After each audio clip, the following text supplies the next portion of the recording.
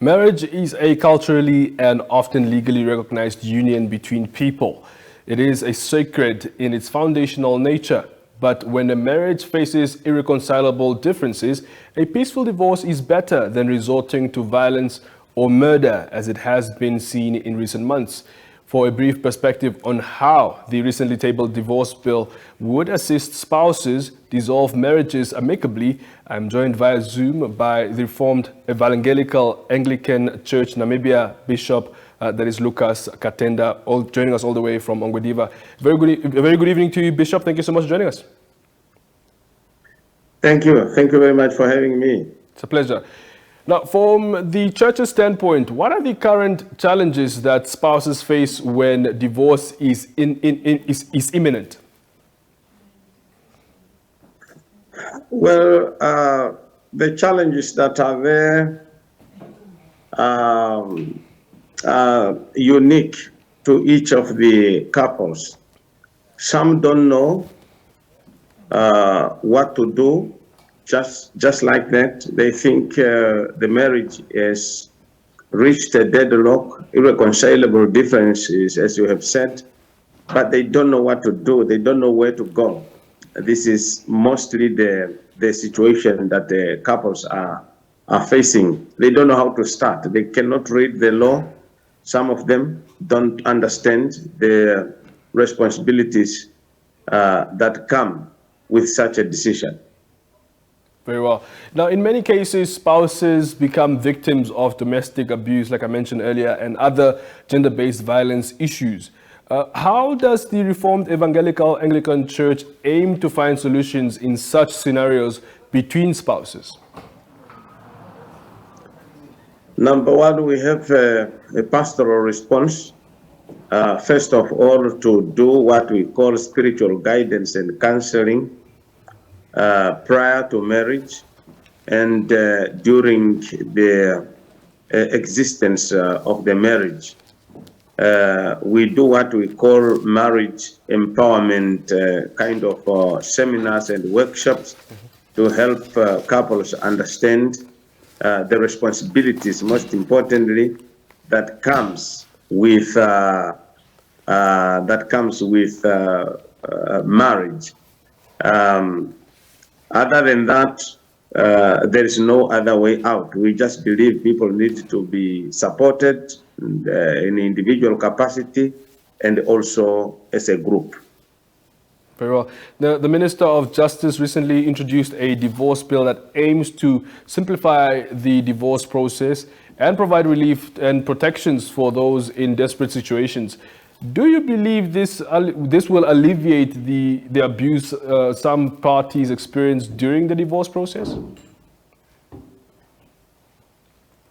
Yes, as I have indicated, that some of the couples I have met as part of my pastoral work have no knowledge at all what is the step to be taken in terms of ending the marriage. Mm-hmm.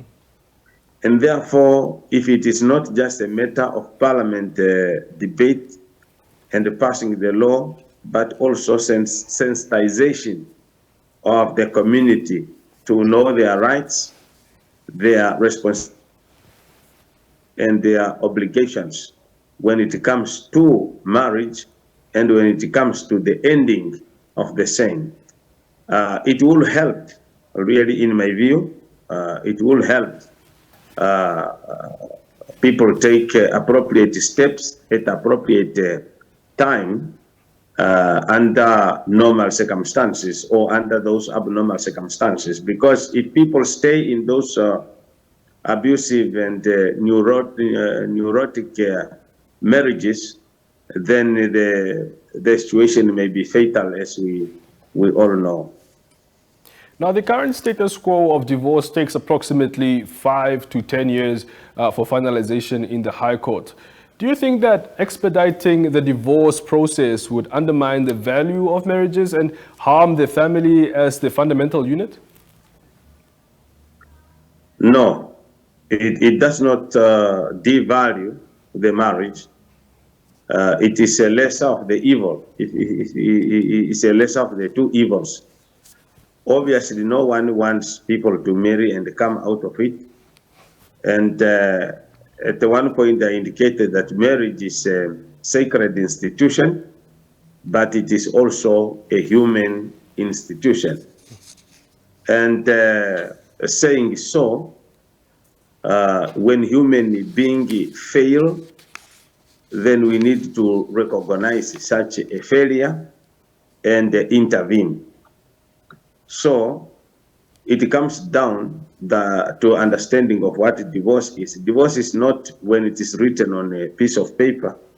Divorce is what happens in the mind, at least in my view, in the mind of a person. When a person is no longer interested in the relationship, is no longer working, whether for the redemption or for the maintenance of such a relationship, then divorce has already happened in the mind of that person. So making things easier for them, and without notwithstanding that we mean marriage is not important or is not holy, making things easier for people who are no longer interested in it for whatever reason, for me, is much better than waiting for a person to be depressed, because I have seen cases where we have people who have gone mad, who have committed suicide, or who have attempted suicide because they have lost so much in the process.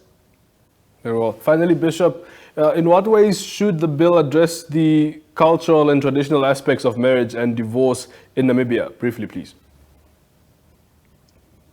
Yeah, culturally or customarily, customary marriages in Namibia are not registered by the state, but obviously we encourage all people who are thinking to be married to consider to be legally married. Whether they are in the church or customary, they must register their marriages with the state in a way that it will be helpful for them when it reaches a stage where a solution such as a divorce will be the only thing available. Otherwise, things will be difficult, and the law must, in my view, dictate what happens to children, what happens to the spouses, and what happens to the properties, and so on, especially if the two of them have invested in this common property that they occupy. Very well. Bishop, thank you so much for your time, and thank you so much for discussing this with us. Thank you very much. It was Bishop Lucas Katenda from the Reformed Evangelical Anglican Church of Namibia, just sharing his perspective on the divorce bill. We have more interviews coming your way right here on the Daily Roundup. Don't go away.